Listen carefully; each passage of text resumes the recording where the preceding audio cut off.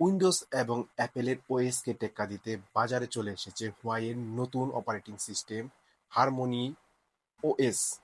আর এই harmony OS অ্যাপ্লিকেশনের মাধ্যমে হুয়াইয়ে দুটি ল্যাপটপ বাজারে লঞ্চ করেছে। মডেল দুটি হলো ম্যাকবুক ফোল্ড এবং হুয়াইয়ে ম্যাকবুক প্রো। এছাড়া হুয়াইও দাবি করছে প্রায় ১.৫ শতাধিক অ্যাপ্লিকেশন তাদের এই অপারেটিং সিস্টেমে যুক্ত করা হয়েছে।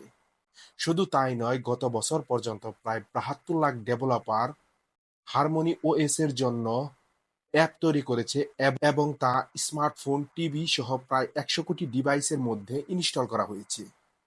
ম্যাকবুক প্রো এই মুহূর্তে $১১০০ পাওয়া যাচ্ছে এবং ম্যাকবুক ফোল্ডের বেস ভেরিয়েন্টের দাম $৩,৫০০ রাখা হয়েছে। ল্যাপটপ দুটিতে কোন চিপ ব্যবহার করা হয়েছে তা এখনো উল্লেখ করা হয়নি। তবে হুয়াওয়ে বলছে নতুন চিপসেটের উৎপাদন প্রযুক্তির দাম বেশি হওয়াতে ল্যাপটপ দুটির দাম বেশি রাখা হয়েছে। এখন কথা হচ্ছে হুয়াওয়ের এই অপারেটিং সিস্টেম উইন্ডোজ এবং অ্যাপেলকে কি টেক্কা দিতে পারবে এবং টেক্কা দিলেও তা কতদিন ধরে রাখতে পারবে। অবশ্যই কমেন্ট সেকশনে আপনার মতামতটি জানিয়ে দিবেন। তো ভিউয়ার্স, আজকের ভিডিওটি এই পর্যন্তই। দেখা হবে পরবর্তী কোনো ভিডিওতে। আপনি যদি এখন আমার চ্যানেলটি সাবস্ক্রাইব করে না রাখেন অবশ্যই সাবস্ক্রাইব করে রাখবেন ক্রিয়েটিভ টেক। আল্লাহ হাফেজ।